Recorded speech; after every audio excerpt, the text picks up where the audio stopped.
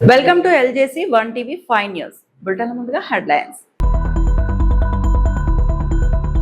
రావణ్ పై CM Chandrababu fire, పురాణాలను దూషించడం క్షమించరాని చర్య.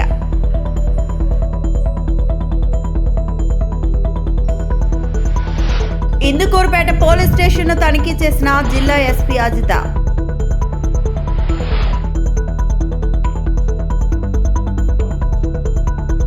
యూట్యూబర్ రావణ్ పురాణాలను దూషించాడని సీఎం చంద్రబాబు అన్నారు. రాముడు సీతపై నీచంగా మాట్లాడారని తెలిపారు. నంద్యాల జిల్లా బనగానపల్లెలో పర్యటించిన సీఎం రైతులకు పట్టాదారు పాస్ పుస్తకాలు పంపిణీ చేశారు. ఈ సందర్భంగా ఆయన మాట్లాడుతూ, రావణ్ లాంటి వాళ్లకు గొడ్డెల పార్టీ ఆర్థిక సాయం చేసింది. రాష్ట్రంలో వింత ప్రవర్తన కలిగిన కొందరు వ్యక్తులున్నారు. ఆస్తి కోసం తల్లిని హింసిస్తున్నారు. ఓట్ల కోసం చనిపోయిన తండ్రికి పూజలు చేస్తున్నారు. తల్లిని గౌరవించలేని వ్యక్తి మనకు అవసరమా? రౌడీలు, సంఘ విద్రోహ శక్తులను ఎవరూ ప్రోత్సహించదు. మత విద్వేషాలు రెచ్చగొట్టడం, మనోభావాలు దెబ్బతీయడం మంచిది కాదు. ఆడబిడ్డల జోలికి వస్తే అదే చివరి రోజు అని మళ్లీ హెచ్చరిస్తున్నా అని చంద్రబాబు అన్నారు. ఏకంగా అక్కడ పెట్టే దీపం, ఆ దీపంలో పోయి సిగరెట్ వెలిగించుకునే ధైర్యం చేశాడు. అదే ఈ ప్రభుత్వంలో ఎవరు చేసినా వాళ్ళని వదిలిపెట్టమని మరొక్కసారి గట్టిగా హెచ్చరిస్తున్నాను. దేవాలయాలన్నీ అపవిత్రం చేశారు. ఏకంగా తిరుమల లడ్డునే కల్తీ చేశారు. నెయ్యి కల్తీ, నెయ్యి కొనే పరిస్థితికి వచ్చారు. ఎప్పుడైనా సరే మత విద్వేషాలు రెచ్చగొట్టడం, మనోభావాలు దెబ్బతీయడం మంచి పద్ధతి కాదు. ఇప్పుడు సోషల్ మీడియాలో కొంతమందిని పెట్టుకున్నారు. ఎక్కడైనా సరే, మారుమూల ప్రాంతంలో సరే రౌడీ అనేవాడుంటే, మా ఆడబిడ్డల జోలుకొస్తే అదే చివరి రోజుగా ఉండాలి. ఒక వ్యక్తి, రావణ్ అనే వ్యక్తి పురాణాలను దూషించాడు. రాముణ్ణి, సీత పైన నీచంగా మాట్లాడాడు. తీవ్రవాదాన్ని, పాకిస్తాన్ సమర్థించాడు. అలాంటి వాళ్ళకు అండగా ఆర్థిక సహాయం ఈ గొడ్డలి పార్టీ చేసే పరిస్థితి వచ్చింది. ఎంత బరిదిగింపు అని అడుగుతున్నా, ఇది న్యాయమని అడుగుతున్నాను. మేము మన పక్కనే నంద్యాల పక్కన పులివెందల 2019 గుర్తుపెట్టుకోవాలి. నేనే ముఖ్యమంత్రిని.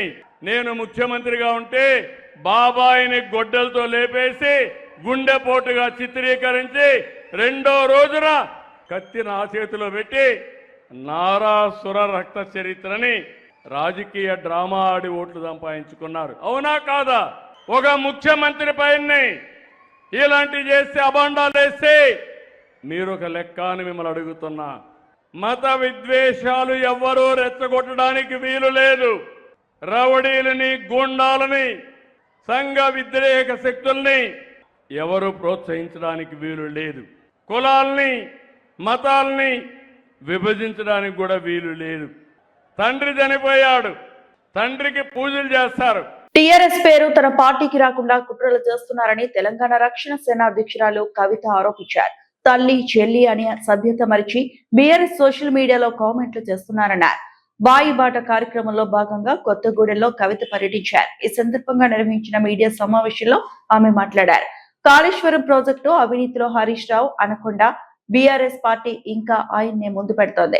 ఆ పార్టీ ఈ జన్మలో బాగుపడదు, అధికారంలోకి రాదు. నా కంఠంలో ప్రాణం ఉంటుండగా మళ్లీ బీఆర్ఎస్ లోకి వెళ్లడం, నా పోరాటాలు ప్రజల్లోకి వెళ్లకుండా కాంగ్రెస్, భాజపా చేతులు కలిపాయి అని కవిత అన్నారు. అవినీతి అనకొండ అయినటువంటి హరీష్ రావు గారు వచ్చి పల్లి తీసుకుంటే ఆయన ప్రెస్ మీట్ పెడతారు. ఇక పాలమూరు ప్రాజెక్టులు అన్యాయం చేసింది అనుకుంటాను, కాళేశ్వరంలో అన్యాయం చేసింది ఆయన. ఈయననే తప్పు చెప్పి ప్రజల్ని డైవర్ట్ చేస్తుందంటే ఆయన వచ్చి ఆ డ్రామా ఇంకొంచెం పెంచి ఆయన ఏందేందో మాట్లాడుతారు.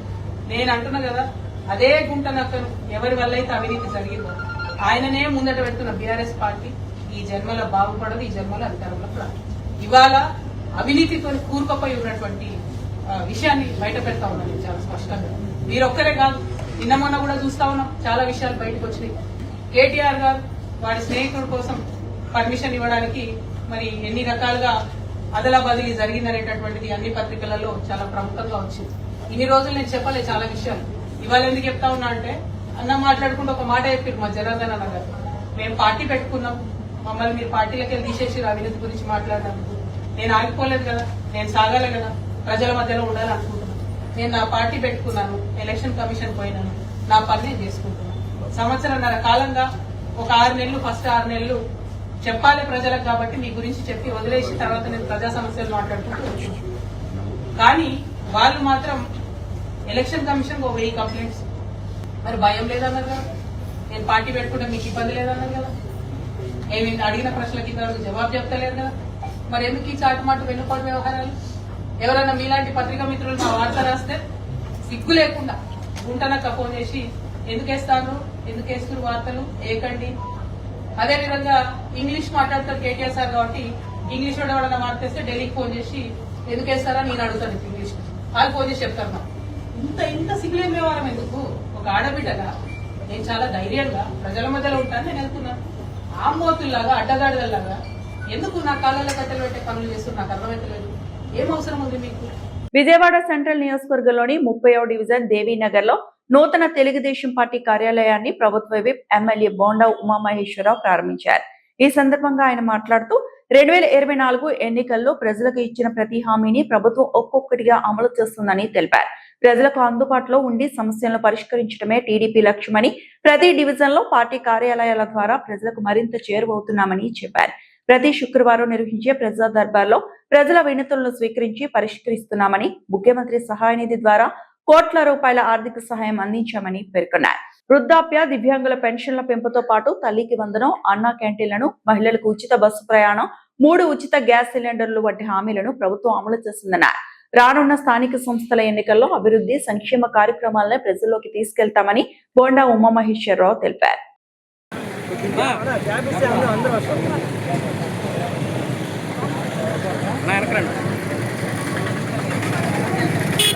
ఈ చివరికి వచ్చాడు మళ్ళీ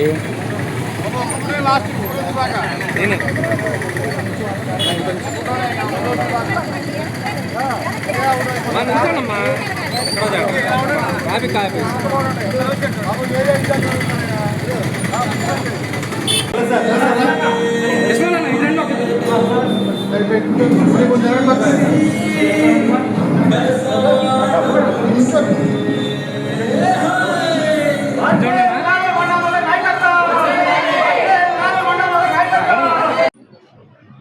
ఓకే 2024 తెలుగుదేశం పార్టీ ఎన్నికల్లో పోటీ చేసినప్పుడు ఏదైతే ప్రజలకి హామీలు ఇచ్చామో ఇచ్చిన ప్రతి హామీని కూడా నెరవేర్చి ఇవాళ ప్రజల్లో ఉన్నాం.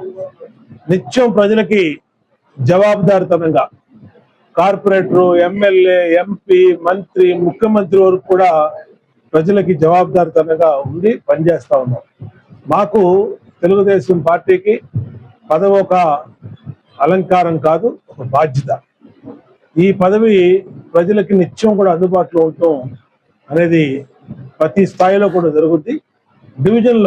డివిజన్ స్థాయి డివిజన్ పార్టీ అధ్యక్షుడు కార్యాలయాలు పెట్టుకొని ఆ కార్యాలయాల ద్వారా ఎప్పుడు ఏ కంప్లైంట్ వచ్చినా ఆ కంప్లైంట్ ని శాసనసభ్యుని కార్యాలయానికి, అలాగే ఇంకా ఎంపీ కార్యాలయం వెళ్ళాల్సిన ఎంపీ కార్యాలయానికి పంపించి ఆ సమస్యల పరిష్కారం కోసం నిత్యం పనిచేయడం జరుగుతూ ఉంది. ఇవాళ చాలా సంతోషం. ప్రతి శుక్రవారం మా కార్యాలయంలో ప్రజా దర్బార్ అని ఏదైతే నిర్వహిస్తా ఉన్నామో ఆ ప్రజా దర్బార్లో వచ్చిన ప్రతి అర్జీకి జవాబుదారితనంగా ముందుకెళ్తా ఉన్నాం. ముఖ్యమంత్రి సహాయ నిధి ద్వారా దాదాపు 15 కోట్ల రూపాయలు ఇవాళకి ప్రజలకు సహాయం చేశారు. అలాగే పెన్షన్లు 3000 4000 చేసాం. పొద్దున్నే 6 గంటలకల్లా ఉదయం ఇంటికి తీసుకెళ్ళిస్తున్నాం. వికలాంగులకి, దివ్యాంగులకి 6000 రూపాయలు చేసాం, 3000ది. అట్లాగే బెడ్ రిడన్ వాళ్ళకి 10,000, తలసేమియా వాళ్ళకి 15,000. ఈ విధంగా పెన్షన్దారులందరికీ కూడా పెన్షన్లు పెంచాం.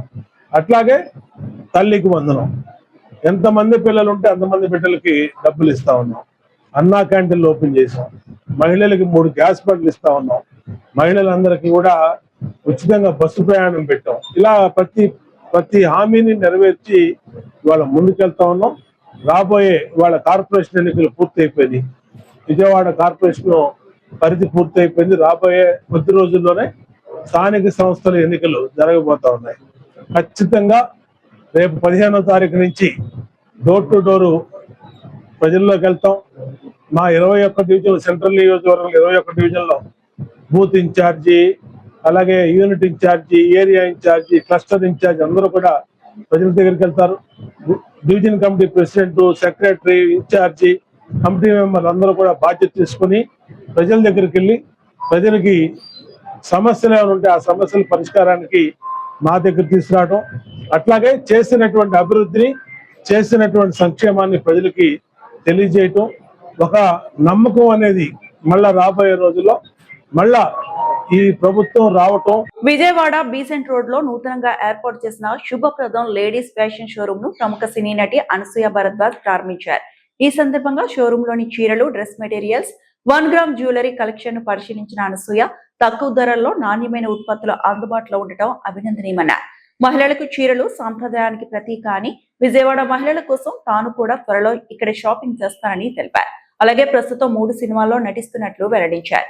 శుభప్రదం చైర్మన్ సత్యనారాయణ మాట్లాడుతూ మహిళల కోసం ప్రత్యేకంగా రూపొందించిన ఈ షోరూమ్ లో 99 నుంచి 40,000 వరకు చీరలు, చూడీదార్లు, వెస్టర్న్ వేర్, 1 గ్రామ్ జ్యువెలరీ అందుబాటులో ఉంటాయని చెప్పారు. మధ్యతరగతి ప్రజలకు నాణ్యమైన ఉత్పత్తులను సరసమైన ధరలకు అందించడమే తమ లక్ష్యమని ఆయన తెలిపారు.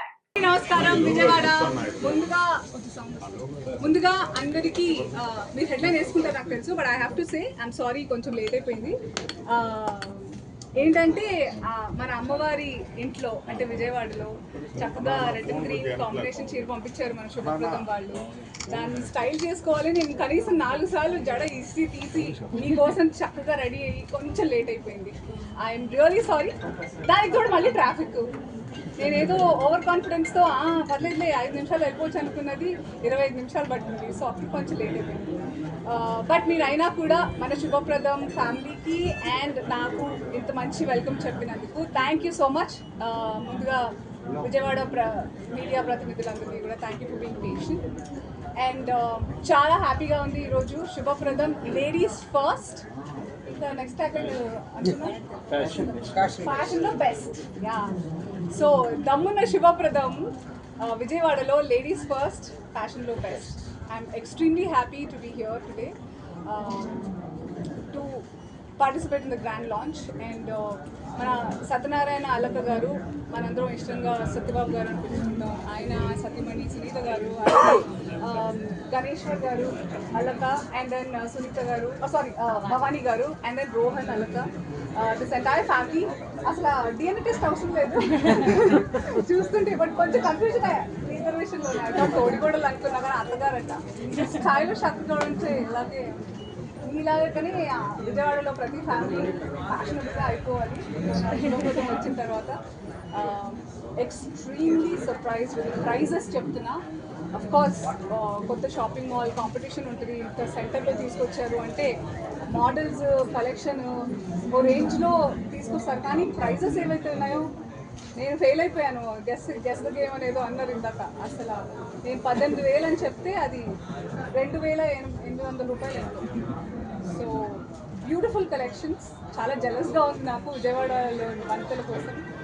మేబీ నేను ఎప్పుడో ఇలా ఏదో బుర్కాను లేదో మాస్క్ పెట్టేసుకొని వచ్చేసి షాపింగ్ చేసేస్తాను డెఫినెట్గా. అంత బాగున్నాయి ఇక్కడ. This is the 4th store. ఇంతకుముందు ఐ థింక్ నల్లగొండలో చేసి, and then Guntakal first one. So చాలా తక్కువ కాలంలోనే 4th స్టోర్లోనే.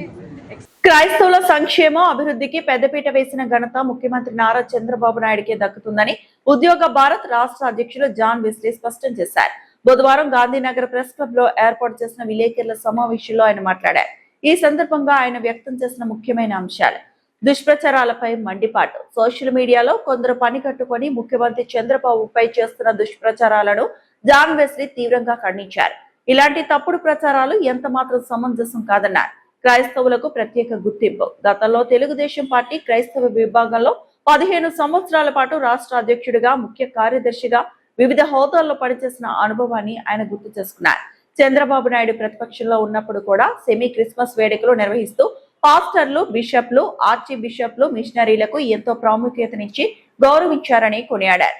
క్రిస్టియన్ కార్పొరేషన్ ఏర్పాటు. గతంలో క్రైస్తవులకు, ముస్లింలకు కలిపి ఒకే మైనార్టీ కార్పొరేషన్ ఉండేదని, అయితే క్రైస్తవుల అభ్యర్థన మేరకు వారికి ప్రత్యేకంగా క్రిస్టియన్ కార్పొరేషన్ ఏర్పాటు చేసిన ఘనత చంద్రబాబు నాయుడుదేనని చెప్పారు. మీడియా మిత్రులకి నమస్కారాలు. ముందుగా మరి తెలుగుదేశం పార్టీలో నేను 15 సంవత్సరాలు పనిచేశాను. స్టేట్ ప్రెసిడెంట్గా కీస్టర్న్ విభాగంలో పనిచేశాను, జనరల్ సెక్రటరీగా కీస్టర్న్ విభాగంలో పనిచేశాను. ముందుగా క్రైస్తవులకు పెద్దపీట వేసింది చంద్రబాబు నాయుడు గారు. ఎందుకంటే ప్రతిపక్షంలో ఉన్నప్పుడు చంద్రబాబు నాయుడు గారు క్రైస్తవుల్ని ఎంతో గౌరవించారు. మరి సెమీ క్రిస్మస్లు జరిగించారు. పాస్టర్లకి, బిషప్పులకి, ఆర్చ్ బిషప్పులకి, మిషనరీలని ఎంతో గౌరవించారు. నేను సోషల్ మీడియాలో ఇంకా అనేక సార్లు వింటున్నాను, క్రైస్తవులకు మరి వ్యతిరేకంగా ఉన్నారని కొన్ని విషయాలు నేను విని మీడియా ముందుకు వస్తాం జరిగింది. అలాగే క్రిస్టియన్ కార్పొరేషన్ ఏర్పాటు చేసిన ఘనత చంద్రబాబు నాయుడు గారు. ఎందుకంటే అంతకుముందు క్రైస్తవులకు ముస్లిమ్స్కి కలిసి ఉండేది మైనార్టీ. అలా కాకుండా మేము అడిగినప్పుడు క్రైస్తవులకు ప్రత్యేకంగా కార్పొరేషన్ ఏర్పాటు చేసిన ఘనత చంద్రబాబు నాయుడు గారు. అలాగే పాస్టర్స్కి ఫస్ట్ గవర్నమెంట్ ఉన్నప్పుడు ఆంధ్రప్రదేశ్ తెలంగాణ విడిపోయినప్పుడు ఫస్ట్ గవర్నమెంట్ చంద్రబాబు గారు ఉన్నప్పుడు నేను స్టేట్ డైరెక్టర్గా చేశాను. మరి ఆ టైంలో మేము చంద్రబాబు గారిని అడిగాం, అయ్యా పేదలకి కొద్దిగా సహాయంగా ఒక 5,000 రూపాయలు ఇస్తే బాగుంటుందని మేము అడిగాం. ఆన్ ద రికార్డ్ నాది ఉండొచ్చు, మరి నాకు తెలియదు. అప్పుడు చంద్రబాబు గారు ఏది నో చెప్పకుండా ఎస్ అని చెప్పాం. ఆ తర్వాత మరి మా యొక్క టీడీపీ ప్రభుత్వం వస్తే కొనసాగించేవాళ్ళు. ఆ తర్వాత జగన్మోహన్ రెడ్డి గారి ప్రభుత్వం వచ్చింది.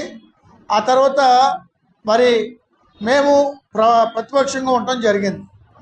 అలాగే ఇప్పుడు టీడీపీ ప్రభుత్వంలో పాస్టర్స్కి ఒకసారి అమౌంట్ వేస్తాం జరిగింది, చాలా మంది చెప్పారు. కాబట్టి చంద్రబాబు గారు క్రైస్తవులకు వ్యతిరేకి కాదు. ఆయన క్రైస్తవులను ఎంతో గౌరవించి మరి వచ్చిన వాళ్ళకి విందించి అనేక మరి ఎంతో గౌరవప్రదంగా వారు చూస్తాం జరుగుతుంది. అలాగనే మరి ఇక్కడ నోగంటిపల్లి ఎక్కడో అవసరం లేదు, ఆఖరిపల్లి దగ్గర నోగంటిపల్లి మందిరాలు కట్టిస్తానికి ఫండ్స్ రిలీజ్ చేశారు. దట్టమైన అటవీ గ్రామం చేరుకున్న డిప్యూటీ కలెక్టర్ మురళి భద్రాద్రి కొత్తగూడెం జిల్లా చెర్ల మండలంలో రాళ్లపురం అటవీ గ్రామాన్ని డిప్యూటీ కలెక్టర్ మురళి చేరుకుని పాఠశాలలు పరిశీలించారు. ఇందులో భాగంగా విద్యార్థుల్లో అభ్యసన సామర్థ్యాన్ని పరిశీలించారు. పాఠశాల ప్రహరీ గోడ లేదని గమనించి త్వరలోనే ఏర్పాటు కృషి చేస్తారని, మధ్యాహ్నం భోజనం పథకం సక్రమంగా నిర్వహించాలని పాఠశాల ఉపాధ్యాయులు పాపారావుతో చెప్పడం జరిగింది. మారుమూల ప్రాంతాల్లో ఉపాధ్యాయులుగా పాపారావు మరియు జబీనా చేస్తున్న సేవ కొనియాడారు. ఎస్జిడి జబీనా ఈ సందర్భంగా స్కూల్ ప్రహరీ గోడ మరియు పాఠశాలలోని వంటశాలను పటిష్టంగా ఏర్పాటు చేయాలని డిప్యూటీ కలెక్టర్ మురళిని కోరడం జరిగింది. ఈ సందర్భంగా డిప్యూటీ కలెక్టర్ గ్రామస్తులతో మాట్లాడి సమస్యలు పరిష్కరించే దిశగా ప్రయత్నం చేస్తారని, ప్రతి ఒక్కరూ చదువుకొని తమ గ్రామాన్ని పరిశుభ్ర వాతావరణంగా ఉంచాలని, మంచి అలవాట్లు అలవర్చుకోవాలని గ్రామస్తులకు హితవు పలికారు.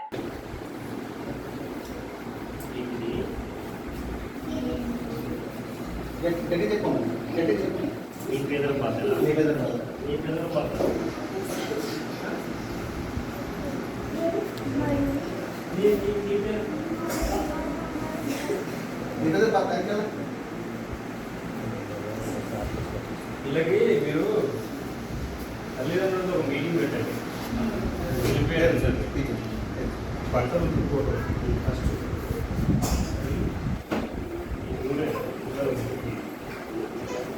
మళ్ళీ చెప్పాలి. అదే నడుస్తుంది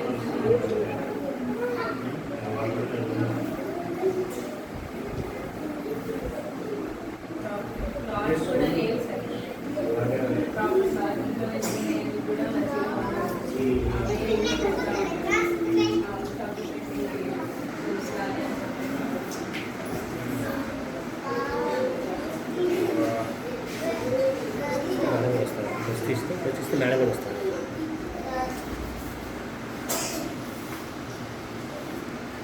ఒక దాదాపు అందరికీ ఏమి చేసుకున్నాం చెట్టు యూనిఫామ్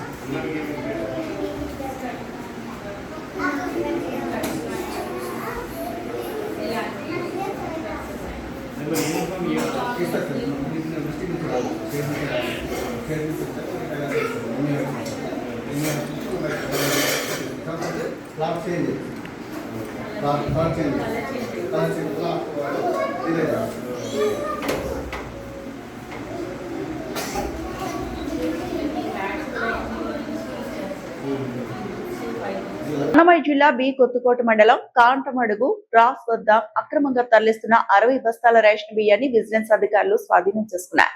రేషన్ బియ్యం తరలిస్తున్న బొలెరో వాహనాన్ని కూడా అధికారులు సీజ్ చేశారు. పట్టుబడిన సుమారు 28 క్వింటాల రేషన్ బియ్యాన్ని తొలుత బి కొత్తకోట పోలీస్ స్టేషన్ కు తరలించి అనంతరం సివిల్ సప్లై అధికారులు బి కొత్తకోట పౌర సరఫరాల గోదాముకు తరలించారు. ఈ ఘటనపై బి కొత్తకోట పోలీసులు రేషన్ బియ్యం అక్రమ రవాణా కేసు నమోదు చేసి దర్యాప్తు చేపట్టారు. ప్రస్తుతం సంబంధిత వ్యక్తులను విజిలెన్స్ అధికారులు విచారిస్తున్నారు. రేషన్ బియ్యం ఎక్కడి నుంచి తీసుకొస్తారు, ఎక్కడికి తరలిస్తున్నారనే అంశాలపై విచారణ కొనసాగుతోంది. ఈ సందర్భంగా విజిలెన్స్ అధికారులు మాట్లాడుతూ రేషన్ బియ్యం అక్రమ నిల్వలు, అక్రమ రవాణాపై కఠిన చర్యలు తీసుకుంటామని హెచ్చరించారు.